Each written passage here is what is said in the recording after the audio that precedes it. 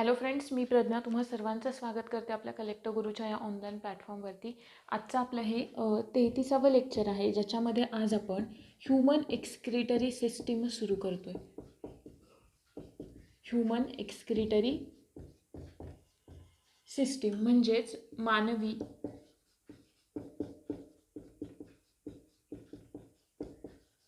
उत्सर्जन संस्था.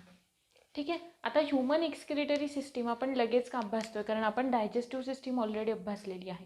ठीक आहे. मग याच्यामध्ये आपल्याला काय काय अभ्यासायचं आहे, आता ते काही आता आपण पुन्हा नाही रिपीट करणार आहे. ठीक आहे. पण डायजेस्टिव्ह सिस्टीमचे लेक्चर्स आधी व्यवस्थित पाहून घ्या, ज्यांनी नाहीत पाहिले त्यांनी, आणि मग त्याच्यानंतर हे वालं पाहायला कंटिन्यू करा. ठीक आहे.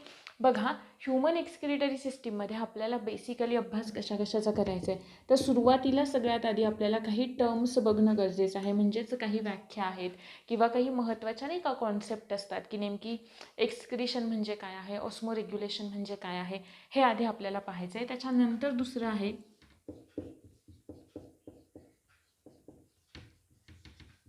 एक्सक्रिटरी प्रोडक्ट, म्हणजेच आपण एक्सक्रिशनमध्ये नेमकं आपल्या शरीरामधून कशाचं इलिमिनेशन केलं जातं आहे ते सॉरी.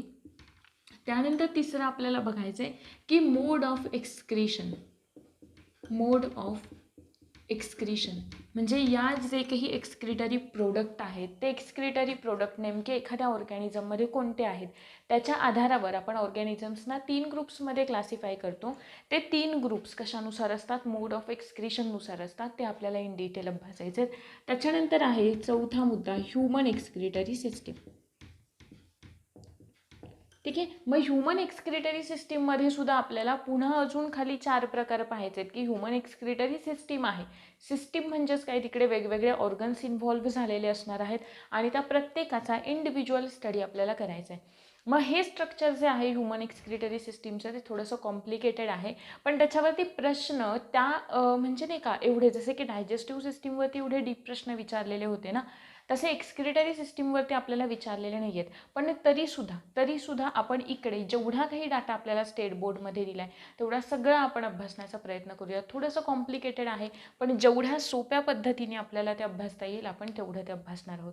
ठीक आहे. एक्सक्रिटरी सिस्टीमला सुरुवात करण्याआधी सगळ्यात महत्त्वाची एक गोष्ट आपल्याला माहीत पाहिजे. कोणती टर्म? ती म्हणजे होमिओस्टॅटिस. सगळ्यात महत्त्वाची टर्म कोणती आहे? होमिओस्टॅटिस. मग आपण जाऊयात ना एक्सक्रिशनकडे, पण आधी हे म्हणजे काय ते बघून घेऊयात. बघा, आपल्या शरीराचं जे काही इंटरनल एन्व्हायरमेंट असतं, ठीक आहे. आता शरीराचं इंटरनल एन्व्हायरमेंट म्हणजे नेमकं कोणाचं? शरीराचं जे काही इंटरनल एन्व्हायरमेंट असतं ते इंटरनल एन्व्हायरमेंट कॉन्स्टंट ठेवायचं. ते इंटरनल एन्व्हायरमेंट काय ठेवायचं? कॉन्स्टंट ठेवायचं. आणि ते कॉन्स्टंट ठेवण्यासाठी जी काही प्रोसेस असते किंवा ती जी काही काय म्हणतो आपण त्याला, ती जी काही प्रक्रिया असते त्याला आपण काय म्हणतोय? होमिओस्टॅटिस असं म्हणतोय. म्हणजे आपल्या शरीराचं जे काही इंटरनल एन्व्हायरमेंट आहे ते एक्सटर्नल एन्व्हायरमेंटमध्ये काहीही का बदल होईना, पण ते जे काही आपलं नाही का अंतर्गत जे काही हे आहे, एक ऑस्मो रेग्युलॅरिटी आहे किंवा आपण ते पुढे पाहणार आहोत, तर जे काही एन्व्हायरमेंट आहे ते काय ठेवायचं? कॉन्स्टंट ठेवायचं.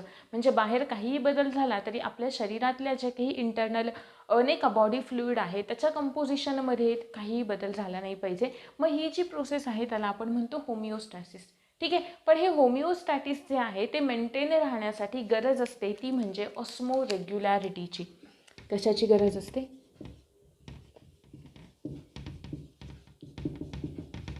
Osmo regularity. आता मग ऑस्मो रेग्युलॅरिटी म्हणजे काय? इथे पुन्हा आता या ज्या काही टर्म्स आहेत ना त्या प्रयत्न करा की तुमच्या इंग्लिशमध्येच लक्षात राहतील. आपण एक्सप्लेन करताना मला जेवढं ट्राय करता येईल की तुम्हाला मराठीमध्येही समजेल तसं आपण करूयात. पण काही ज्या टर्म्स आहेत, जसं की आता हे ऑस्मो रेग्युलॅरिटी आहे, होमिओस्टॅसिस आहे, मग हे तुम्हाला एक हे इंग्लिशमध्ये लक्षात ठेवा. ठीक आहे. त्याचं मिनिंग पुढे तुम्ही मराठीत लक्षात ठेवलं काही प्रॉब्लेम नाही आहे. मग आता ऑस्मो रेग्युलॅरिटी म्हणजे नेमकं काय? का तर होमिओस्टॅटिस मेंटेन करण्यासाठी आपल्याला गरज कशाची असते? ऑस्मो रेग्युलॅरिटीची. पण नेमकं ऑस्मो रेग्युलॅरिटी म्हणजे काय? तर आपल्या शरीरामध्ये असलेले जे काही सोल्यूट कॉन्सन्ट्रेशन आहे, सोल्यूटचं जे काही कॉन्सन्ट्रेशन आहे ते आणि वॉटर वॉटर बॅलन्स हे काय करायचं, दोन्ही मेंटेन करण्याची जी प्रोसेस असते त्याला आपण काय म्हणतो, ऑस्मोरेग्युलॅरिटी असं म्हणतो. मी असं म्हणाले की सोल्यूट कॉन्सन्ट्रेशन आणि वॉटर बॅलन्स, कारण आपण जे काही पाणी पितोय पाण्यामध्ये थोड्याफार प्रमाणामध्ये क्षार असतात. आपण जे काही अन्न खातो, फूड इंटेक करतो, त्याच्यामध्ये सुद्धा काय असतातच ना, सॉल्ट्स असतात वेगळे वेगळे. ते सॉल्ट्स म्हणजेच काय, सोल्यूट आपण ज्याला म्हणतो. आपण शिकलोय सोल्युशन, कुठे शिकलोय सोल्युशन, आपण सोल्युशन शिकलोय आपण केमिकल क्लासिफिकेशन ऑफ मॅटरमध्ये आहे, बरोबर. मग सोल्युशन कशामध्ये येतं, सोल्युशन येतं होमोजिनस मिक्सचरमध्ये आहे, बरोबर. होमोजिनस म्हणजेच समांगी मिश्रणांमध्ये काय येतं, सोल्युशन येतं समांगी मिश्रणांमध्ये. आणि हा कशाचा प्रकार आहे, हा प्रकार आहे मिक्सचरचा. आणि मिक्सचरचा दुसरा प्रकार कोणता येतो, हेटेरोजिनस म्हणजेच विषमांगी आहे, बरोबर. मग या सोल्युशन, हे सोल्युशन कशाचं बनलेलं असतं, सोल्युशन बनलेलं असतं सॉल्व्हंट आणि सोल्यूटचं. आता सॉल्व्हंट काय आणि सोल्यूट काय, इथे माहीत हवं ना आपल्याला. सॉल्व्हंट म्हणजे काय, सोल्यूट म्हणजे काय आहे, बरोबर. मी जर का पाणी घेतलं, पाण्यात मीठ टाकलं, तर मीठ हे काय होतं, सोल्यूट होतं. पाणी हे काय आहे, सॉल्व्हंट आहे. पण समजा जेवढी काही पाण्याची क्वांटिटी आहे त्याच्यापेक्षा खूप जास्त मी त्यामध्ये मीठ टाकलं, तर मग ते काय होईल, सोल्यूटचं कॉन्सन्ट्रेशन काय होईल, वाढेल आहे, बरोबर. मग सेम आपलं जे काही बॉडी फ्लुइड आहे, बॉडी फ्लुइड आपल्यामध्ये कोणतं, ब्लड, ठीक आहे. मग या ब्लडचं कंपोजिशन जे आहे, ते ब्लडचं कंपोजिशन किंवा हा जो सोल्यूट कॉन्सन्ट्रेशन आणि वॉटर बॅलन्स आहे ते मेंटेन करणं, म्हणजेच आपल्या ब्लडची म्हणजेच बॉडी फ्लुइडची ऑस्मो रेग्युलॅरिटी मेंटेन ठेवावी लागते. कशासाठी, या होमिओस्टॅटिससाठी, ठीक आहे. मग आता मला सांगा, आपण जे काही फायलम बघितले, किती फायलम बघितले, एकूण टोटल फायलम आहेत 30, बरोबर आहे. त्यातले 20 आहेत मायनर, 10 आहेत मेजर. मग त्या 10चा इन डिटेल स्टडी आपल्याला आपण केला, बरोबर आहे. मग त्या 10 फायलममधले जेवढे काही ॲनिमल्स आले, किती असंख्य ॲनिमल्स आहेत, त्या प्रत्येकामध्ये हीच सिस्टीम फॉलो होत असेल का, नाही. का, कारण प्रत्येक ऑर्गॅनिझम वाईज तो एक्सक्रीट करणारं जे प्रोडक्ट आहे ते कसं असेल, वेगळं असेल. त्याच्यामध्ये कार्यरत असणारी एक्सक्रिटरी सिस्टीम, उत्सर्जन संस्था काय असेल, वेगळी असेल. म्हणजेच प्रत्येकाची एक्सक्रिटरी सिस्टीम इन शॉर्ट काय आहे, वेगळी वेगळी आहे, ठीक आहे. मग आता बघा, मी असं म्हणाले की हे जे काही ऑस्मो रेग्युलॅरिटी आहे, ठीक आहे, त्यानुसार आपण ॲनिमल्सना 2 ग्रुप्समध्ये क्लासिफाय करतो. कशा पद्धतीने, जर का मी तुम्हाला एक्झाम्पल सांगितलं, आता हे सोल्यूट कॉन्सन्ट्रेशन, वॉटर बॅलन्स म्हणजेच थोडक्यात ऑस्मो रेग्युलॅरिटी, हे लक्षात ठेवायचं. हां, ऑस्मो रेग्युलॅरिटी म्हणजे सोल्यूट कॉन्सन्ट्रेशन, वॉटर बॅलन्स. आता आपल्यामध्ये तर ठीक आहे, आपल्यामध्ये का, कारण आपण फ्रेश वॉटरचा इंटेक असतो आपला. आपण जे काही पाणी पितो, जे काही पाणी आपण वापरतो ते कसं असतं, फ्रेश वॉटर असतं, म्हणजेच गोडं पाणी असतं, की ज्याच्यामध्ये सॉल्ट किंवा जे काही क्षार असतात ते कसे असतात, तुलनेने कमी असतात as a compared to marine water आहे, बरोबर. म्हणजे समुद्राच्या खाऱ्या पाण्यापेक्षा आपण जे काही पाणी यूज करतो ते कसं असतं, त्याच्यामध्ये क्षार कमी असतात. म्हणून आपल्यामध्ये ऑस्मो रेग्युलॅरिटी मेंटेन राहू शकते, आहे ना, बरोबर. कारण जो काही सोल्यूट सॉल्टचा आणि वॉटर बॅलन्स जो आहे तो आपल्यामध्ये मेंटेन राहतोय.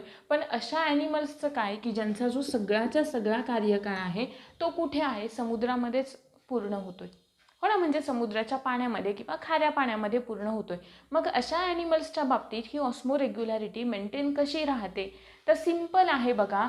जसं की आपण इव्होल्युशनची जर का प्रोसेस बघितली, इव्होल्युशनच्या प्रोसेसनुसारच आपण ते फायलम बघितलेले होते, बरोबर आहे ना. म्हणजे सगळ्यात आधी कसे, अगदी बेसिक प्रिमेटिव्ह, आणि जसजसे आपण पुढे जाऊ तसे ते काय होत गेले, ॲडव्हान्स होत गेले, ॲडव्हान्समेंट होत गेली. म्हणजेच काय, तर त्यांनी ते ज्या हॅबिटॅटमध्ये राहत आहेत, ज्या अधिवासामध्ये ते प्राणी राहत आहेत, त्या अधिवासानुसार त्या प्राण्यांनी स्वतःमध्ये काय घडवून आणली, डेव्हलपमेंट घडवून आणली आहे, बरोबर. मग तशाच पद्धतीने हे जे काही आहेत, ॲनिमल्स आहेत, ऑर्गॅनिझम्स आहेत, की जे खाऱ्या पाण्यात राहत आहेत, त्यांनी सुद्धा त्यांच्या हॅबिटॅटला सुटेबल अशी काय केली, स्वतःची बॉडी सिस्टीम डेव्हलप केली गेली. आणि अशा ॲनिमल्समध्ये की जे मरीन वॉटरमध्ये राहतात किंवा खाऱ्या पाण्यामध्ये राहतात, त्यांच्यामध्ये स्पेशल टाईप्सच्या ग्लँड्स असतात. त्यांच्याकडे स्पेशल ग्लँड्स असतात आणि त्या ग्लँड्स म्हणजे काय आधी, की ते कशाचं ना कशाचं तरी सिक्रेशन करणार आहेत, आहे बरोबर. मग हे जे काही ॲनिमल्स आहेत त्यांचा वॉटर इंटेक कोणता असणार आहे, तेच खारं पाणी असणार आहे. म्हणजेच काय की ज्याच्यामध्ये सोल्यूट कॉन्सन्ट्रेशन काय आहे, जास्त आहे. मग त्यांना ती ऑस्मो रेग्युलॅरिटी मेंटेन करायला हवी ना त्यांच्या एक्सटर्नल एन्व्हायरमेंटनुसार. आहे बरोबर. मग ते कशी करतात, तर या स्पेशल ग्लँड्सच्या मदतीने करतात. मग या स्पेशल ग्लँड्सचं एक नाव आहे. ग्लँड्स म्हणजे अशी कोणतीही टिश्यू, म्हणजेच अशी कोणतीही उती किंवा असा कोणताही अवयव किंवा ऑर्गन जो कशाचं ना कशाचं तरी सिक्रीशन करतो, म्हणजे त्याच्यामधून कशाचं ना कशाचं तरी काय होतोय, स्त्राव होतोय किंवा ते कशाचं ना कशाचं तरी सिक्रीशन करते, त्याला आपण म्हणतोय ग्लँड्स असं आहे. ठीक. मग या स्पेशल ग्लँड्सचं नाव काय आहे, सॉल्ट ग्लँड्स. काय नाव आहे, सॉल्ट ग्लँड्स. नेहमी लक्षात ठेवायचं हां एक गोष्ट, कोणती, ज्या काही थोड्या कॉम्प्लिकेटेडवाल्या सिस्टीम्स आहेत ना, कॉम्प्लिकेटेड असलेल्या, त्यांच्यामध्ये नेहमी जास्तीत जास्त भर द्यायचा फॅक्च्युअल डाटा लक्षात ठेवण्यावरती. ठीक आहे. म्हणजे जसं की युरिन फॉर्मेशन पर मिनिट किती होतं आहे किंवा पर मिनिट किती ब्लड फिल्टर होतं आहे बरोबर. युरिन फॉर्मेशनमधल्या स्टेप्स कोणत्या, त्यांचा सिक्वेन्स काय आहे बरोबर. पहिली जी स्टेप आहे त्याच्यामध्ये काय होतं आहे बरोबर, फिल्ट्रेशन होतं आहे. मग फिल्ट्रेशन कशाचं होतं आहे. दुसरी स्टेप आहे रिॲब्सॉर्प्शन, मग कशाचं ॲब्सॉर्प्शन होतं आहे. तिसरी काय आहे, सिक्रीशन, मग सिक्रीशन कशाचं होतं आहे. हा असा फॅक्च्युअल डाटा ज्या सिस्टीम कॉम्प्लिकेटेड आहेत ना त्यांचा लक्षात ठेवायचा. डायजेस्टिव्ह सिस्टीम इझी होती आहे ना, त्याच्यामध्ये थोडंसं कॉम्प्लिकेटेड काय होती, हिस्टॉलॉजी. हिस्टॉलॉजीमध्ये आपण काय बघितलेलं होतं की एलिमेंटरी कॅनल हा 4 लेयर्सचा बनलेला आहे आणि त्या लेयर्स कशा पद्धतीने असतात आणि कशा पद्धतीने काम करतात प्रत्येक ऑर्गनमध्ये, बरोबर आहे. हे तिथे महत्त्वाचं होतं आणि तिकडे जास्त प्रश्न विचारले जातात. पण या ज्या सिस्टीम आहेत ना, जसं की सर्क्युलेटरी सिस्टीम आहे किंवा एक्सक्रिटरी सिस्टीम आहे, थोड्या कॉम्प्लिकेटेड आहेत. सो त्याच्यामधला फॅक्च्युअल डाटा लक्षात ठेवण्यावरती थोडासा जास्त भर द्यायचा. या ज्या सॉल्ट ग्लँड्स असतात, ग्लँड्स म्हणजे कशाचं ना कशाचं सिक्रीशन करणार आहेत. मग या कशाचं सिक्रीशन करतील की जे काही एक्स्ट्रा सॉल्ट आहे त्यांच्या शरीरामध्ये स्टोअर झालेलं, त्या सॉल्टचं सिक्रीशन करतात कोणत्या मदतीने, ॲक्टिव्ह ट्रान्सपोर्टच्या मदतीने. ठीक आहे. ॲक्टिव्ह ट्रान्सपोर्ट हा कशामध्ये मदत करतो, डिफ्युजनवाली जी प्रोसेस असते ना, डिफ्युजन म्हणजे higher concentration to lower concentration. ठीक आहे. मग या ज्या सॉल्ट ग्लँड्स असतात त्या काय करतात, यांची ऑस्मो रेग्युलॅरिटी मेंटेन ठेवण्यामध्ये मदत करतात मराईन ॲनिमलची. मग आता या ऑस्मो रेग्युलॅरिटीनुसार ह्या सगळ्याच ॲनिमल्समध्ये सारखं नाही आहे ना, मग कशा पद्धतीने बदलतात, तर ॲनिमल्सला आपण ऑस्मो रेग्युलॅरिटीनुसार 2 ग्रुप्समध्ये क्लासिफाय करतो. ते 2 ग्रुप्स कोणते, तर सगळ्यात पहिला ग्रुप येतो तो म्हणजे ऑस्मो रिफॉर्मर. आता ऑस्मो रिफॉर्मर थोडीशी कन्फ्युजिंग शब्द, थोडेसे अवघड आहेत पण त्यांचं मिनिंग अतिशय जास्त सोपं आहे. जसं की आपण फिजिक्समध्ये बघितलं का, किती असे थोडेसे जड शब्द वाटतात की फोटो इलेक्ट्रिक इफेक्ट आहे किंवा ब्लॅक बॉडी रेडिएशन आहे, पण त्यांचं मिनिंग समजावून घेतलं तर ते अतिशय जास्त सोपं असतं. ठीक आहे. मग सेम याच प्रकारे इकडे सुद्धा आहे. मी काय म्हणाले, 2 टाईप्स असतात, ऑस्मो रिफॉर्मर आणि दुसरे असतात ऑस्मो रेग्युलेटर. ऑस्मो रिफॉर्मर आणि ऑस्मो रेग्युलेटर, मग यांच्यामधला फरक काय. ऑस्मो रिफॉर्मर आपण त्यांना म्हणायचं की ज्यांच्यामध्ये, ज्या ॲनिमल्समध्ये जर का एक्सटर्नल ऑस्मोलॅरिटीमध्ये चेंज होतोय, ठीक आहे, म्हणजे ते खाऱ्या पाण्यात आहेत, मग त्या पाण्याची जी ऑस्मो रेग्युलॅरिटी आहे ती वेगळी आहे बरोबर. मग जर का ती झाली एक्सटर्नल ऑस्मोलॅरिटी आहे बरोबर, आणि इंटरनल ऑस्मोलॅरिटी म्हणजे त्याच्यामध्ये जो काही ॲनिमल आहे त्या ॲनिमलमध्ये असणारं जे बॉडी फ्लुइड आहे त्याची ऑस्मोलॅरिटी म्हणजे इंटरनल ऑस्मोलॅरिटी. ठीक आहे. अंतर्गत ऑस्मोलॅरिटी आणि ही बाह्यवाली झाली. मग हे जे काही ऑस्मो रिफॉर्मर असतात तर त्यांच्यामध्ये काय बदल होतो, जर का एक्सटर्नल ऑस्मोलॅरिटी वाढली, एक्सटर्नल हा ग्राफ लक्षात ठेवायचा, एक्सटर्नल ऑस्मोलॅरिटी वाढली तर इंटरनल ऑस्मोलॅरिटी पण काय होणार आहे, वाढत जाणार आहे. आपल्याला ग्राफ मिळतो या अशा फॉर्ममध्ये आहे. ठीक. पुन्हा हे ऑस्मो रेग्युलेटर, इकडे सगळे जे काही मराईन ॲनिमल्स येतात, मराईन ऑर्गॅनिझम्स येतात, ते सगळे कसे असतात, ऑस्मो रिफॉर्मर असतात आहे. ठीक. आणि ऑस्मो रेग्युलेटर्समध्ये कोण येतो आपण. ऑस्मो रेग्युलेटर्समध्ये आपण येतो का, कारण आपण ज्या काही एक्सटर्नल ऑस्मोलॅरिटी काही का असेना, एक्सटर्नल ऑस्मोलॅरिटी काही का असेना, पण आपली जी इंटरनल ऑस्मोलॅरिटी आहे ती नेहमी कशी राहते, कॉन्स्टंट राहते. आपल्याला ग्राफ मिळतो असा. ठीक आहे, म्हणजे तुम्ही एक्सटर्नल ऑस्मोलॅरिटी कितीही वाढवा, पण ही जी इंटरनल ऑस्मोलॅरिटी आहे ती कायम राहते. ठीक आहे, म्हणजे जरी आपण साध्या गोड्या पाण्यात गेलो, खाऱ्या पाण्यात गेलो, तरी आपल्या ब्लड कंपोजिशनमध्ये बदल काहीच होत नाही. ते कसं असतं, नेहमी कॉन्स्टंट असतं. आणि अशा ॲनिमल्सना आपण म्हणतो ऑस्मो रेग्युलेटर्स. ठीक आहे, ज्यांच्यामध्ये एक्सटर्नल ऑस्मोलॅरिटीनुसार बदल होतोय त्यांना आपण म्हणतोय ऑस्मो रिफॉर्मर. क्लिअर इथंपर्यंत? त्याच्यानंतरचा पुढचा मुद्दा आहे की जे काही युनिसेल्युलार ऑर्गॅनिझम्स असतात, मी असं म्हणाले आपण युनिसेल्युलार मल्टीसेल्युलार म्हणजे काय हे सगळं आपण शिकलेलो आहे. जे काही युनिसेल्युलार ऑर्गॅनिझम्स असतात म्हणजे एकपेशीय सजीव जे असतात, त्या एकपेशीय सजीवांमध्ये आधी एकपेशीय सजीव म्हणजे काय काय तुम्ही सगळे सांगणार की सिंगल सेल असते. हे तर बरोबर आहे, म्हणूनच त्यांना आपण युनिसेल्युलार असं म्हणतोय. मग सिंगल सेल्युलार ऑर्गॅनिझम्समध्ये किंवा ज्यांच्याकडे सिंगल सेल आहे अशा ऑर्गॅनिझम्समध्ये त्या शरीरामध्ये होणारे किंवा त्या ऑर्गॅनिझमचे सगळे जे काही फंक्शन आहेत ते फक्त आणि फक्त कोण परफॉर्म करत असते, एकच सिंगल सेल आहे. बरोबर, म्हणजे डायजेशन असू दे, कशाचं स्टोरेज असू दे, कशाचं एक्सक्रिशन असू दे किंवा इतर काही असू दे, कोण करतं, एक सिंगल सेल सगळे फंक्शन परफॉर्म करते आहे. बरोबर, सगळी कार्य एकच पेशी करते. अशा ऑर्गॅनिझम्सना आपण म्हणतो युनिसेल्युलार ऑर्गॅनिझम. मग या युनिसेल्युलार ऑर्गॅनिझम्समध्ये जे काही एक्सक्रिशन होतं ते नेमकं कसं होतं आपल्याला हे पण माहीत हवं, कारण बायोलॉजीमध्ये एक्सेप्शन्स खूप जास्त महत्त्वाचे असतात. आणि चुकून एक्सेप्शन्सवरती प्रश्न आला आणि तो आपला चुकला तर मग ते नाही बरोबर. ठीक आहे ना, जर का कुठे एक्सेप्शनवरती एखादा प्रश्न विचारतायत ना, मग मात्र तो आपला नाही चुकायला हवा. मग तो कुठला का असेना, फिजिक्सचा का असेना किंवा केमिस्ट्रीचा का असेना, पण जर का तो एक्सेप्शनवर आहे, अपवादांवरती आहे, तर मात्र तो नको चुकायला. का? कारण बऱ्यापैकी लोक जे आहेत ना सगळेच ते अपवाद थोडे जास्त चांगले लक्षात ठेवतात. ठीक आहे, सो मग आपणही तेच ट्राय करायचं की तिथे जर का प्रश्न चुकून पडला किंवा पडणार असेल इन केस आपल्याला असं वाटतंय, तर ते अपवाद नाही चुकले पाहिजेत. ठीक आहे, त्याच्यामुळे नेहमी ही गोष्ट लक्षात ठेवायची की जे काही एक्सेप्शन आहेत ते व्यवस्थित लक्षात ठेवायचे. आता ही सिंगल सेल करते, मग युनिसेल्युलर ऑर्गॅनिझम्समध्ये एक्सक्रिशन कसं होतं आपण ह्युमनची तर पाहणारच आहोत, पण आधी काही ज्या बेसिक आहेत ना कॉन्सेप्ट किंवा जे काही बेसिक ॲनिमल्समध्ये कशा पद्धतीचं होतं ते पण पाहून घेऊयात. मी असं म्हणाले की सिंगल सेल कशा पद्धतीने एक्सक्रिशन करेल. थोडासा जर का सेलवाला टॉपिक तुम्ही व्यवस्थित पाहिला असेल, रीड केला असेल, जर का नोट्स बनवल्या असतील, तर एक गोष्ट तुम्हाला नक्कीच माहिती आहे की सेलमध्ये जे सेल ऑर्गॅनेल्स आपण पाहिले त्या सेल ऑर्गॅनेल्समध्ये जे काही अनेक सॉलिड आणि लिक्विड सबस्टन्सेस आहेत किंवा जे काही वेस्ट मटेरियल आहे ते स्टोअर करून ठेवण्याचं काम कोणतं सेल ऑर्गॅनेल करतं, आठवतंय का बघा, कोणतं सेल ऑर्गॅनेल करतं? व्हॅक्यूओल, ज्यांना आपण रिक्तिका असं म्हणतो. व्हॅक्यूओल, ज्यांना आपण रिक्तिका असं म्हणतो. ठीक आहे, मग आता हे आहेत व्हॅक्यूओल, पण इकडे युनिसेल्युलर ऑर्गॅनिझम्समध्ये त्यांना आपण थोडंसं काय एक पाऊल पुढे जायचं आणि आपण काय म्हणायचं, कॉन्ट्रॅक्टाईल व्हॅक्यूओल.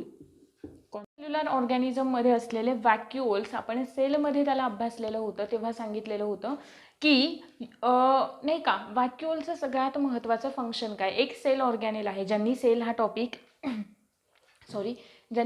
टॉपिक व्यवस्थित अभ्यासलेला आहे त्यांना नक्कीच येईल याचा आन्सर की व्हॅक्यूओल जे असतात ते काय करतात, तर त्या सेलमध्ये असलेलं सॉलिड आणि लिक्विड सबस्टन्सेसचं काय करून ठेवतात, स्टोरेज करून ठेवतात आहे. बरोबर, आणि अजून सगळ्यात महत्त्वाचं काम काय आहे यांचं, नाही का सांगितलेलं होतं व्हॅक्यूओलचं फंक्शन की प्राण्यांपासून, म्हणजे काही नाही का प्राणी जे असतात ते कसे असतात, हर्बिवोरस असतात की जे वनस्पतींवरती जगतात आहे. बरोबर, मग त्यांच्यापासून स्वतःचं संरक्षण करण्यासाठी हे व्हॅक्यूओल एक केमिकल सिक्रेट करतात ज्याचा स्मेल अतिशय घाणेरडा असतो की ज्याच्यामुळे ते नाही का ॲनिमल्स त्यांच्या जवळ जाणार नाहीत किंवा ते त्यांना खाऊ नाही शकणार. ठीक आहे, याच्यासाठी अशा पद्धतीने त्या स्वतःला काय करतात, प्रोटेक्ट करतात. आणि हेच जे व्हॅक्यूओल्स आहेत ते व्हॅक्यूओल युनिसेल्युलर ऑर्गॅनिझममध्ये एक्सक्रिटरी ऑर्गन म्हणून काम करतात आहे. ठीक राहील लक्षात. हे झालं युनिसेल्युलर ऑर्गॅनिझम्सचं. पण त्याच्यानंतरसुद्धा अजून काही महत्त्वाचे एक्सेप्शन्स आहेत. आता इकडे ना हे एक्सेप्शन नेहमी लक्षात ठेवायचे का, कारण आपल्याला जर का एक्सेप्शनवरती नाही आपला मार्क्स आपले गेले पाहिजेत.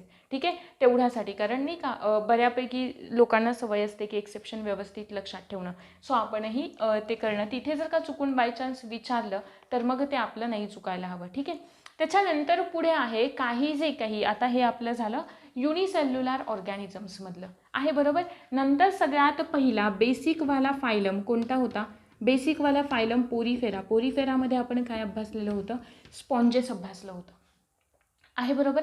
मग या स्पॉन्जेसमध्ये कशा पद्धतीने होतं एक्सक्रिशन, कशा पद्धतीने होतं तेव्हाच सांगितलेलं होतं, आठवत असेल तर बघा, सिम्पल डिफ्युजन प्रोसेसच्या थ्रू. म्हणजे काय होतं? डिरेक्ट डिफ्यूज होतं. जे काही एक्सटर्नल मीडियम आहे त्या एक्सटर्नल मीडियममध्ये यांच्याकडे असणारं सोल्यूट जे आहे, जर का कॉन्सन्ट्रेशन जास्त झालं काय करतील? डिरेक्ट डिफ्युजन करतील आहे. ठीक, त्यानंतर दुसरं जर का आपण बघितलं, प्रत्येक ऑर्गॅनिझम एक्सक्रिटरी ऑर्गन्स जे असतात ना, तुम्ही नीट क्लासिफिकेशन अभ्यासलं असेल, मी तुम्हाला 32 नंबरच्या लेक्चरमध्ये तो चार्ट मला वाटतंय मी दिलाय. त्यात 32 नंबरच्या लेक्चरमधला चार्ट व्यवस्थित जर का अभ्यासलेला असेल, पाहिलेला असेल, किंवा तुम्ही स्वतः तुमचा चार्ट हा ड्रॉ करून झालेला असेल, तर तुमच्या एक गोष्ट लक्षात आलेली असेल की ज्या काही सिस्टीम लेवलचं ऑर्गनायझेशन आहे ना, म्हणजेच ऑर्गन लेवलचं ऑर्गन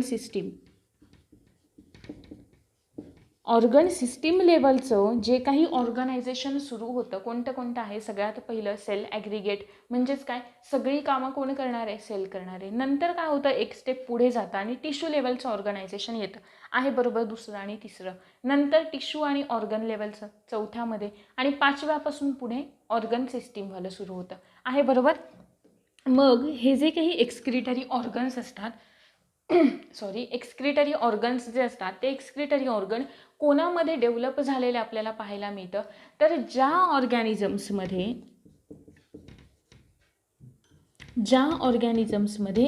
बायलॅटरल सिमेट्री आहे, ज्या ऑर्गॅनिझम्समध्ये बायलॅटरल सिमेट्री आहे, म्हणजेच द्विपार्श्व सममित असलेले जे काही ऑर्गॅनिझम्स आहेत, म्हणजे ज्यांना आपण व्हर्टिकल कट केला तर दोन सेपरेट समान भाग होतात. ठीक आहे, अशांना आपण म्हणतो बायलॅटरल सिमेट्रिकल किंवा द्विपार्श्व सममित आहे, बरोबर. मग हे जे काही ॲनिमल असतात ना बायलॅटरल सिमेट्रिकल, त्यांच्यामध्ये आपल्याला एक्सक्रिटरी ऑर्गन डेव्हलप झालेले पाहायला मिळतात. ठीक आहे, आता हे एक्सक्रिटरी ऑर्गन नेमके कोणते आहेत? ठीक आहे, मग हे एक्सक्रिटरी ऑर्गन कोणत्या प्रकारचे असतात? याचे पुन्हा काय होतात? दोन प्रकार पडतात. ठीक आहे, मग आता ते दोन टाईप्स कोणते? आपल्याला एवढा जास्त डीप डाटा खरंच करायची गरज नसते, पण तरीसुद्धा जर का हे स्टेट बोर्डमध्ये दिले तर ते आपल्याला माहीत असणं गरजेचं आहे, कारण आपण सेपरेट रीड करायला गेलो तर ते रीड करून आपल्या एवढं लक्षात राहत नाही किंवा फार जास्त कॉम्प्लिकेटेड वाटतं. आणि त्यातल्या त्यात या ज्या सिस्टीम आहेत ना, नाही का, आपण पुढे जाऊन जेव्हा मूवमेंट लोकोमोशनवालं पाहू किंवा कॉन्ट्रॅक्शन रिलॅक्झेशनचे मेकॅनिझम पाहू, त्यानंतर सर्क्युलेटरी सिस्टीम, ही वाली सिस्टीम थोड्याशा कॉम्प्लिकेटेड वाटतात. ठीक आहे, सो त्याच्यावरचा फॅक्च्युअल डाटा करण्यावरती भर द्यायचा. ठीक आहे, मग तरीसुद्धा ह्या ज्या काही ऑर्गॅनिझम्स म्हणजे एक्सक्रिटरी ऑर्गन हे कोणत्या प्रकारचे असतात याच्यानुसार दोन टाईप्स पडतात. सगळ्यात पहिला येतो प्रोटोनेफ्रिडिया.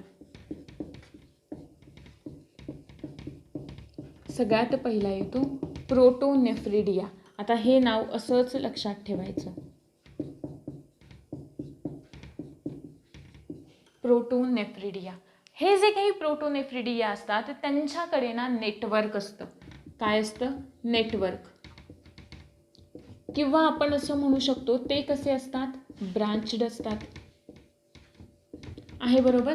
एक्झाम्पल सांगू शकता का? ठीक आहे, नेटवर्क असतं. मग नेटवर्क कशाचं असतं? नेटवर्क असतं फ्लेम सेल्सचं. फ्लेम सेल्स मी क्लासिफिकेशनमध्ये तुम्हाला सांगितलेलं होतं. ठीक आहे, कारण तिकडे सगळा फॅक्च्युअल डाटा आहे, लक्षात नाही म्हणजे एखादा मुद्दा राहायला नको, याच्यासाठी तुम्हाला आम्ही आधी ब्लॅकबोर्डवरती लिहून मग मी तुम्हाला ते एक्सप्लेन केलेलं होतं, हो ना. तिकडे मी तुम्हाला फ्लेम सेल्स सांगितल्या होत्या की काही ऑर्गॅनिझम्समध्ये फ्लेम सेल्स या एक्सक्रिटरी ऑर्गन म्हणून काम करतात आहे, बरोबर. मग फ्लेम सेल्स किंवा हे जे काही प्रोटोनेफ्रिडिया टाईपचं एक्सक्रिटरी ऑर्गन हे कोणामध्ये असतात? तर हे ऑर्गन असतात सगळ्यात महत्त्वाचं जे काही असिलोमेट्स असतात ना, असिलोमेट्स म्हणजे काय की ज्यांच्याकडे बॉडी कॅव्हिटी प्रेझेंट नाही आहे त्यांना आपण काय म्हणतोय असिलोमेट्स असं म्हणतोय. पण असिलोमेट्ससोबतच अजून कोणाकडे नसतात सर्टन ॲनिलिड्स. काही ॲनिलिडा फायलममधले काही. मग स्पेसिफिक जर का एक्झाम्पल द्यायचं झालं तर आपण कोणतं एक्झाम्पल देऊ शकतो ॲनिलिडा फायलमवालं की ज्यांच्याकडे फ्लेम सेल्स आहेत ॲम्फिऑक्सस. ठीक आहे, हे यांचं एक्झाम्पल आहे की ज्यांच्यामध्ये कोणत्या टाईपचं एक्सक्रिशन म्हणजे एक्सक्रिटरी ऑर्गन वर्क कोणता करतो प्रोटोनेफ्रिडिया. ठीक आहे, आणि दुसऱ्या प्रकारचा जो असतो तो दुसऱ्या प्रकारचा असतो मेटानेफ्रिडिया.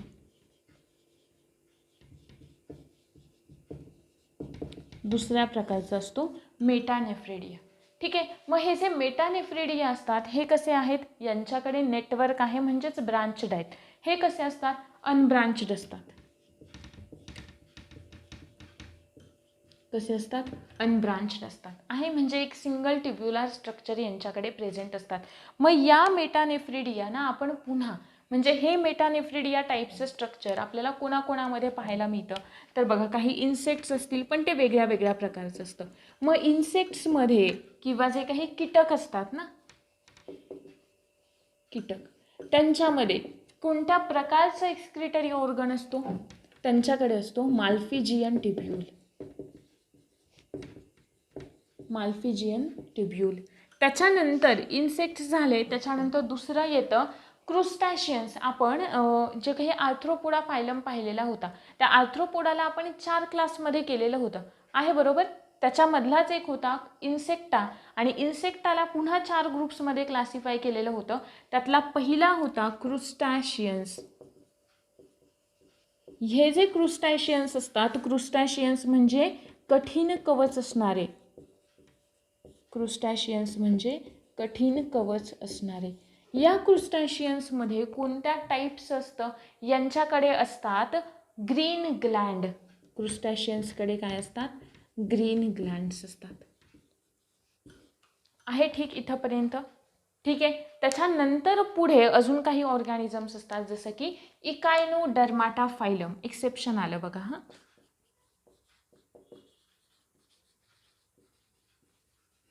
इकायनोडर्माटा फायलमवाले यांच्याकडे कोणतंच स्पेशल एक्सक्रिटरी ऑर्गन नसतो. कोणाकडे हे जे इकायनोडर्माटावाले आहेत त्या इकायनोडर्माटाकडे कोणताही स्पेशल असा एक्सक्रिटरी ऑर्गन नसतो. मग काय असतं हे काय करतात डिरेक्ट डिफ्युजन करतात. काय करतात डिरेक्ट डिफ्युजन करतात. ठीक आहे, कोण इकायनोडर्माटा. एक्झाम्पल कोणतं आपण सांगू शकतो हायड्रा नाही आहे स्टारफिश आहे हायड्रानिडारियामध्ये येतं नाही का हायड्रोझोआ क्लासमध्ये. हे काय होतं इकायनोडर्माटा. इकायनोडर्माटा काय करतात डिरेक्ट डिफ्युजन करतात. अजून डिरेक्ट डिफ्युजन करणारे कोण होते सगळ्यात सुरुवातीला पाहिलेले स्पॉन्जेस होते आहे बरोबर. मग हे झालं अशा पद्धतीचं एक्सक्रिशन काही इतर ॲनिमल्समध्ये ह्युमन सोडून. ठीक आहे, आता आपल्याला हे तर काही टर्म्स झाल्या त्याच्यानंतर काही एक्सक्रिशन कोणाकोणामध्ये कशा पद्धतीने होतं ते बघितलं. आता हे तर एक्सक्रिशन कळालं आपल्याला की कोण करतं काय करतं. पण ते एक्सक्रिशन कशाचं होतं म्हणजेच नेमकं एक्सक्रिटरी प्रोडक्ट कोणते ते एक्सक्रिटरी प्रोडक्ट आता आपल्याला बघायचे. ठीक आहे, होप सो तुम्हाला इथंपर्यंत हे समजलेलं असेल व्यवस्थित कारण हा सगळा फॅक्च्युअल डाटा आहे तो तुम्हाला लक्षात असायलाच हवा. तुम्हाला विचारू शकतात की इन्सेक्टमध्ये कोणता असतो एक्सक्रिटरी ऑर्गन, क्रुस्टॅशियन्समध्ये कोणता असतो. ठीक आहे ना, इकायनोडर्माटामध्ये कोणता असतो कोणतंच नसतं. काय करतात डिरेक्ट डिफ्युजन करतात. हा पार्ट लक्षात राहायला हवा. त्याच्यानंतर आहे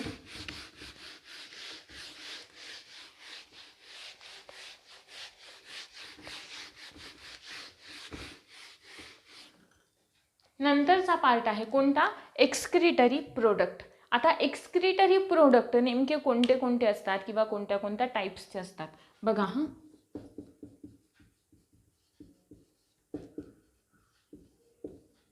एक्सक्रिटरी प्रोडक्ट. एक्सक्रिटरी प्रोडक्ट म्हणजे उत्सर्जन होणारे पदार्थ नेमके कोणत्या कोणत्या प्रकारचे असतात की ज्यांचं आपण उत्सर्जन करतो. असं नाही आहे की ते फक्त नायट्रोजिनस वेस्ट असेल.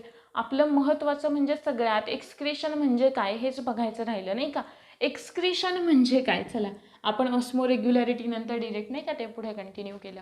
काय एक्सक्रीशन म्हणजे, तर आपल्या शरीरामध्ये होणाऱ्या ज्या काही मेटाबॉलिक प्रोसेसेस आहेत, म्हणजे चयापचयाच्या ज्या काही क्रिया होतात, त्या क्रियांमध्ये अनवॉन्टेड, ठीक आहे ना, अनवॉन्टेड मॅटर जो तयार होतो त्याला आपण काय म्हणतो, एक्सक्रिटरी प्रोडक्ट असं म्हणतो. आणि ते एक्सक्रिटरी प्रोडक्ट म्हणजेच नायट्रोजिनस वेस्ट, मी असं म्हणाले नायट्रोजिनस वेस्ट, नत्रयुक्त टाकाऊ पदार्थ.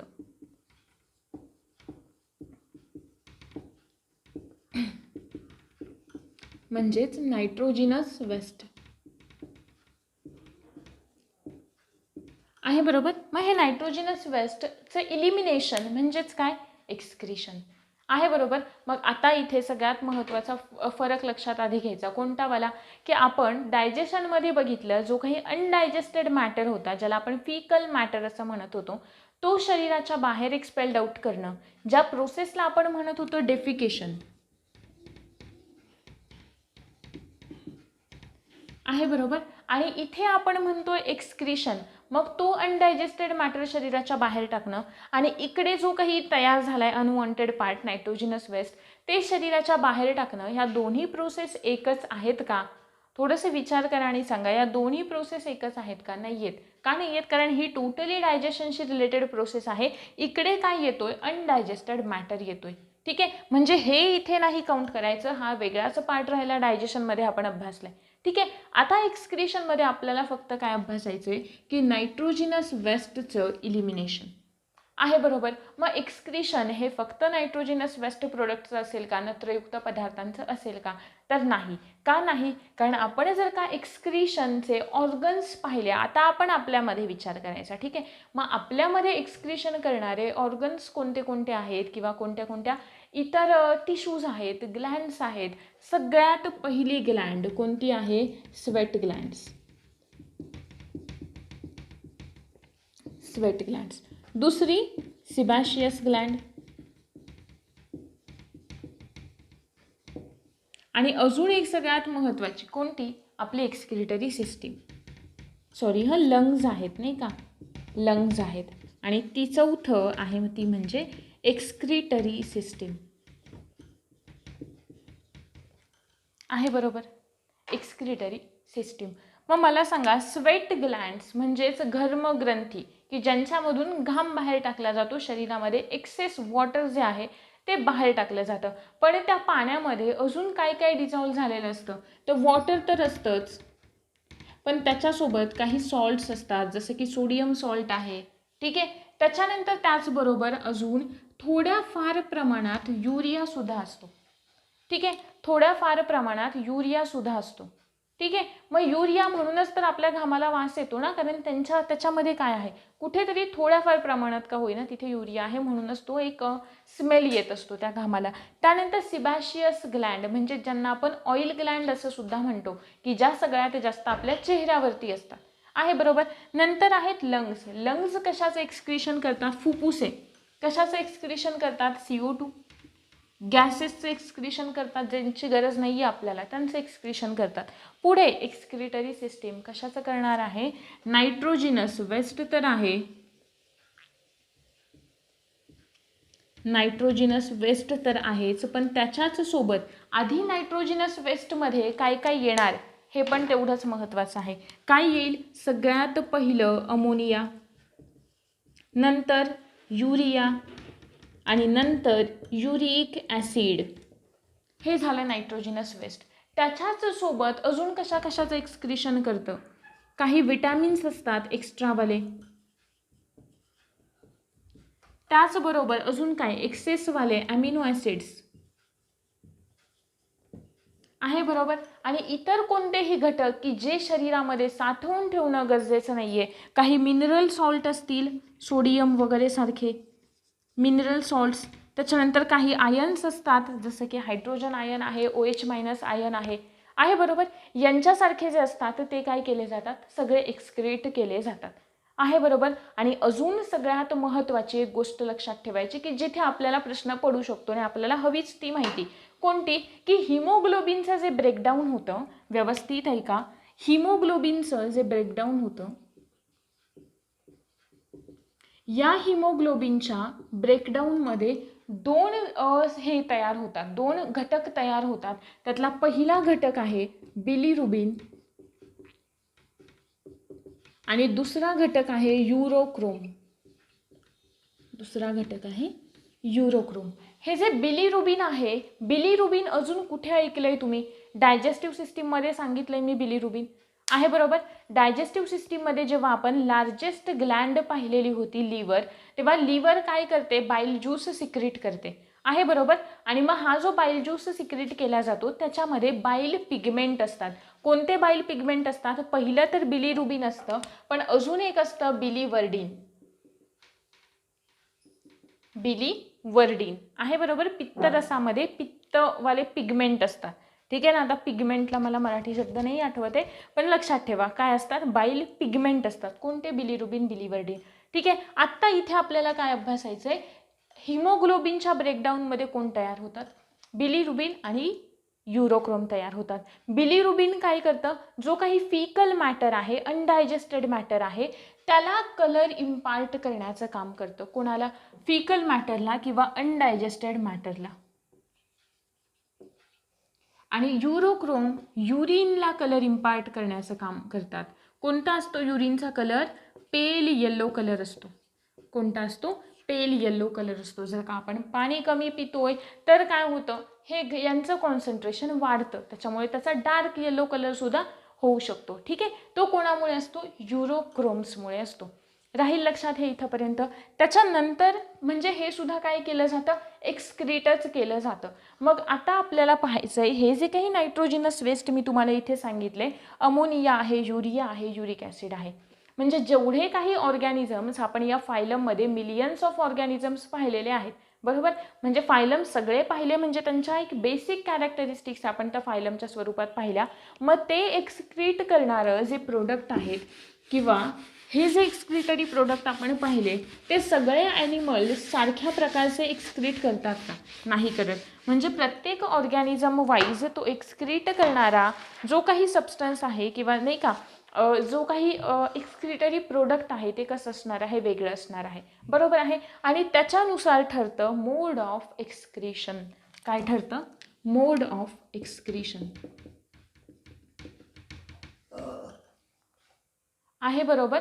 मोड ऑफ एक्सक्रीशन कशावरती डिपेंड आहे? मोड ऑफ एक्सक्रीशन डिपेंड आहे की नेमकं कोणतं प्रोडक्ट जे आहे एक्सक्रीटरी प्रोडक्ट कोणतं सिक्रीट केलं जातं आहे त्याच्यावरती डिपेंड असतो मोड ऑफ एक्सक्रीशन. याच्यानुसार ऑर्गॅनिझम्सचे 3 ग्रुप्स आपण बघूयात. सगळ्यात पहिला आहे मोड ऑफ एक्सक्रीशन कोणता आहे? सगळ्यात पहिला अमोनोटेलिझम. कोणता आहे? अमोनोटेलिझम. दुसरा आहे युरिओटेलिझम. युरिओ म्हणाले मी. त्याच्यानंतर तिसरा आहे युरिकोटेलिझम. युरिकोटेलिझम, अमोनोटेलिझम आणि युरिओटेलिझम. आता हे कशाच्या आधारावर आहेत? एक्सक्रीटरी प्रोडक्टच्या आधारावर आहेत. नावावरूनच कळतंय तुम्हाला. आता मला सांगा, ज्यांच्यामध्ये ज्या ॲनिमल्समध्ये ज्या ऑर्गॅनिझम्समध्ये मोड ऑफ एक्सक्रीशन अमोनोटेलिझम हा असेल त्या ऑर्गॅनिझम्सना आपण काय म्हणणार? त्यांना आपण म्हणणार अमोनोटेलिक ऑर्गॅनिझम. ज्यांच्यामध्ये हा मोड ऑफ एक्सक्रीशन आहे त्यांना आपण काय म्हणणार? युरिओटेलिक ऑर्गॅनिझम. ज्यांच्याकडे हा मोड ऑफ एक्सक्रीशन आहे त्यांना आपण म्हणणार युरिकोटेलिक ऑर्गॅनिझम. क्लिअर इथंपर्यंत? ओके. आता बघा, नावावरूनच लक्षात येईल की हे जे काही ऑर्गॅनिझम्स आहेत ते कशाचे एक्सक्रीशन करतील? म्हणजेच अमोनोटेलिक ऑर्गॅनिझम्समध्ये एक्सक्रीटरी प्रोडक्ट कोणतं असेल? कोणतं असेल? अमोनिया. यांच्याकडे काय असेल? युरिया. यांच्याकडे काय असेल? Uric acid. ठीक आहे. आता इथे सगळ्यात महत्त्वाचा प्रश्न, अमोनिया तयार कसा होतो आणि सगळ्यात जास्त टॉक्सिक या तिघांमधलं कोण आहे? ठीक आहे. सिम्पली लक्षात ठेवायचं, जसा क्रम दिलाय तशीच यांची काय आहे? टॉक्झिसिटी आहे. सगळ्यात जास्त टॉक्सिक अमोनिया, नंतर मॉडरेट टॉक्सिक युरिया, अगदीच कमी टॉक्सिक युरिक ॲसिड. पण मी तुम्हाला आता म्हणाले की मी इथे ॲमिनो ॲसिड्स लिहिते. मी इथे ॲमिनो ॲसिड्स लिहिते. आता हे आपल्याला कुठे NCERT की कुठेतरी मेन्शन केलं आहे किंवा नाही केलं, पण लक्षात ठेवा हे की जर का मी इथे ॲमिनो ॲसिड असं मेन्शन केलं तर सगळ्यात जास्त टॉक्झिक कोण येणार? सगळ्यात जास्त टॉक्झिक कोण येणार ॲमिनो ॲसिड. का? कारण तुमच्या लक्षात आलं असेल मी डायजेस्टिव्ह सिस्टीम शिकवताना तुम्हाला सांगितलेलं होतं लार्जेस्ट ग्लँड कोणती आहे? लार्जेस्ट ग्लँड्स इन ह्युमन कोणती आहे? लिव्हर, यकृत आहे, बरोबर. आणि यकृताचे फंक्शन सांगताना मी तुम्हाला सांगितलेलं होतं की लिव्हरमध्ये एक प्रोसेस होते जिला आपण काय म्हणतो? डिॲमिनेशन असं म्हणतो. डिॲमिनेशन. आता अर्थ समजून घ्या. डी म्हणजे काय? सेपरेट करणे. डी म्हणजे काय? सेपरेट करणे. काय सेपरेट करणे? ॲमिनो ग्रुप सेपरेट करणे. कोणामधून ॲमिनो ग्रुप सेपरेट करायचा? या ॲमिनो ॲसिड्समधून ॲमिनो ग्रुप जो आहे तो ॲमिनो ग्रुप काय करायचा? सेपरेट करायचा. ठीक आहे. आणि मग जर का ॲमिनो ॲसिड्समधून आपण ॲमिनो ग्रुप सेपरेट केला मग तयार काय होतं? अमोनिया हा लेस टॉक्झिक सबस्टन्स तयार होतो की जो या तिघांमध्ये सगळ्यात जास्त टॉक्झिक आहे. क्लिअर? अमोनिया कसा तयार झाला? लिव्हरमध्ये ॲमिनो ॲसिड्सचं कन्व्हर्जन डिॲमिनेशन प्रोसेसच्या थ्रू अमोनियामध्ये होतं की जो या तिघांमध्ये म्हणजे ॲमिनो ॲसिड्सपेक्षा थोडासा कमी टॉक्झिकवाला. ठीक आहे ना? का? कारण अमोनिया जे आहे ना, अमोनिया त्याचं कॉन्सन्ट्रेशन थोडंसं खूप जास्त असतं किंवा ते हायली टॉक्झिक असतं. त्याच्यामुळे काय केलं जातं? त्याचं लगेच हे केलं जातं नाही का, आपण म्हणतो डिफ्युजन लगेच केलं जातं. तो पाण्यासोबत खूप जास्त लवकर काय होतो? मिक्सअप होऊन जातो किंवा पाण्यात लगेच विरघळणारा असतो अमोनिया. ठीक आहे. आणि त्याच्याचमुळे अमोनियाला सगळ्यात जास्त टॉक्झिक म्हणजेच हायली टॉक्झिक म्हणून हा कसा येईल? मॉडरेट. हा कसा येईल? अगदीच लेस टॉक्झिक. क्लिअर? अमोनिया तर कळालं. मग युरिया कसं तयार होतं?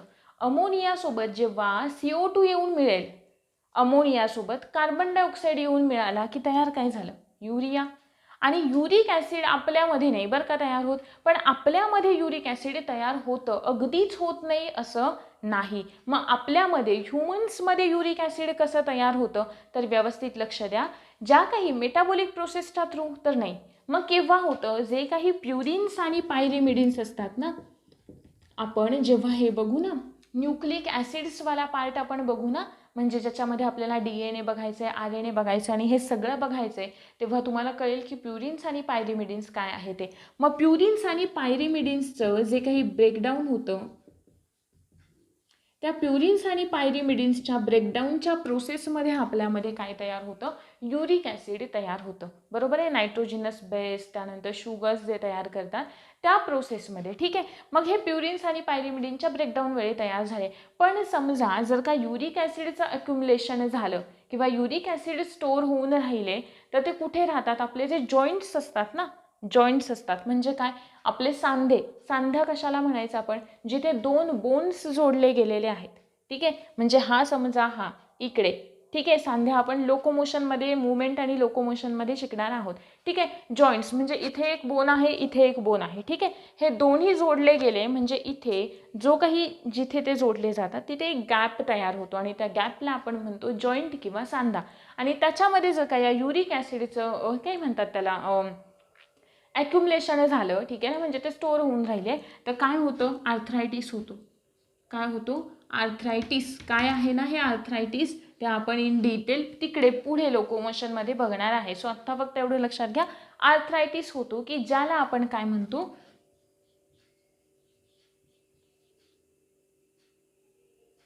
ग्लॉको arthritis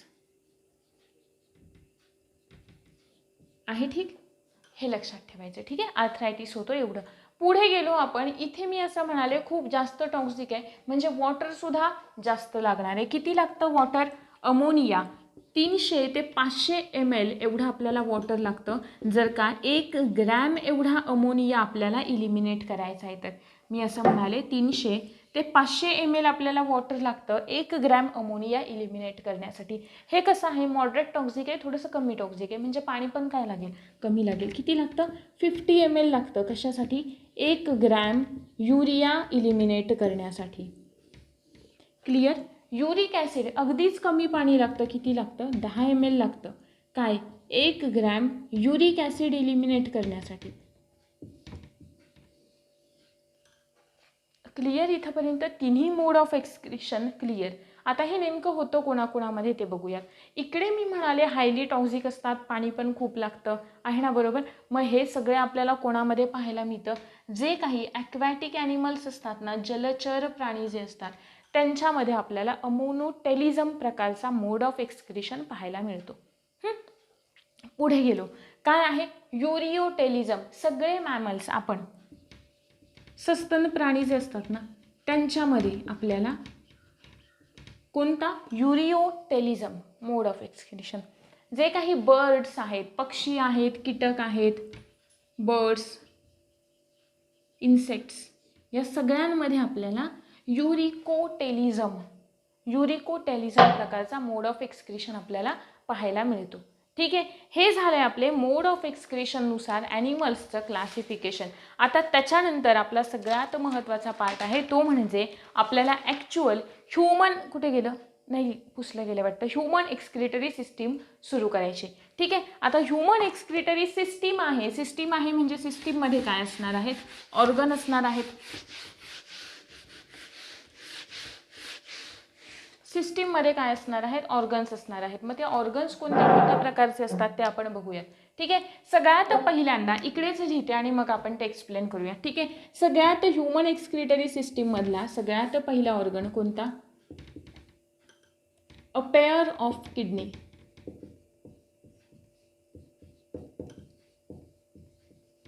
a pair of kidney. नंतर दुसरा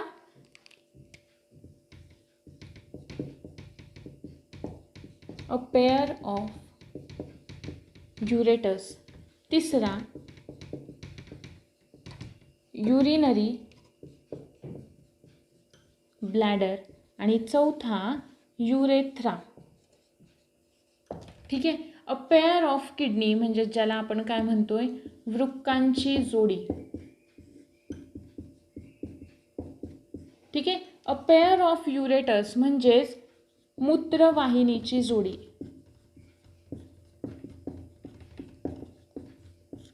युरिनरी ब्लॅडर म्हणजेच मूत्राशय. ठीक आहे. आणि हे काय आहे? युरेथ्रा. ठीक आहे. हे चार जे काही ऑर्गन्स आहेत ते आपल्याला इन डिटेल बघायचे. त्याच्यानंतर आपल्याला बघायचे युरिन फॉर्मेशन आणि त्यानंतर आपल्याला बघायचे काही याच्याशी रिलेटेड डिसऑर्डर्स. ठीक आहे. मग आता ह्या ज्या डिसऑर्डर्स आहेत ते आपण पुढे बघणार आहोत. आधी आजच्या लेक्चरमध्ये आपण सगळ्यात बेसिक किडनीचं जे स्ट्रक्चर आहे ना ते किडनीचं स्ट्रक्चर समजावून घेऊयात.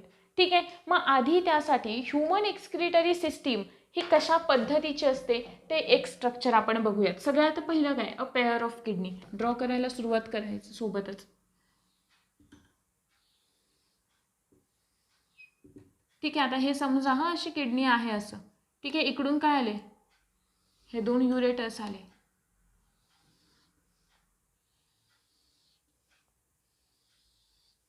एवढं नसतं मोठं. दोन युरेटस आले. इकडे काय आहे? युरिनरी ब्लॅडर आहे बरोबर. आणि इथे काय आहे? युरेथ्रा आहे.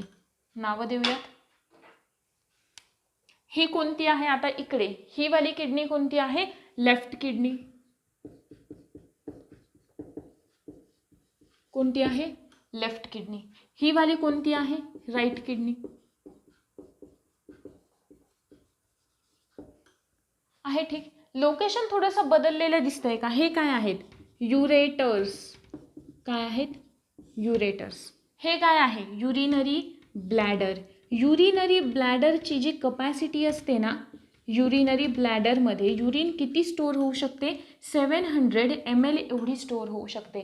पण याच्या कपॅसिटीपेक्षा अर्ध जरी ते भरलं किंवा फिलअप झालं तरी सुद्धा लगेच आपल्या ब्रेनला सिग्नल जातो. कोणाच्या थ्रू?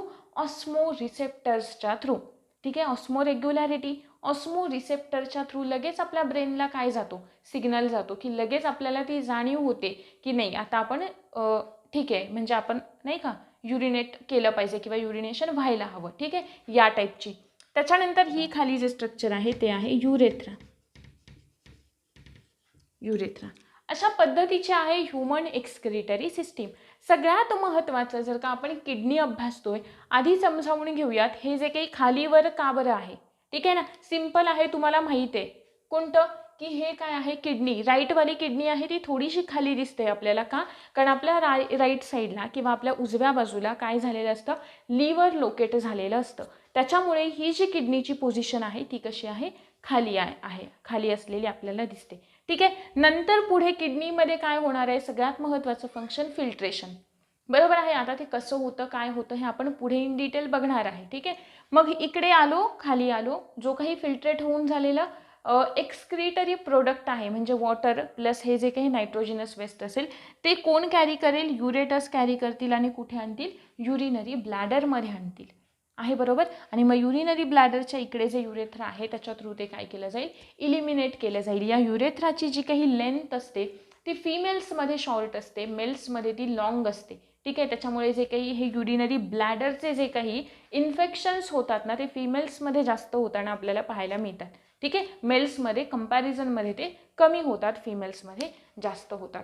हे होतं आपलं एंटायर जे काही थोडासा जो काही बेसिकवाला पार्ट होता जो तुम्हाला समजणं खूप जास्त महत्त्वाचं आहे, तो वाला पार्ट होता आपला हा एक्सक्रिटरी सिस्टीमचा.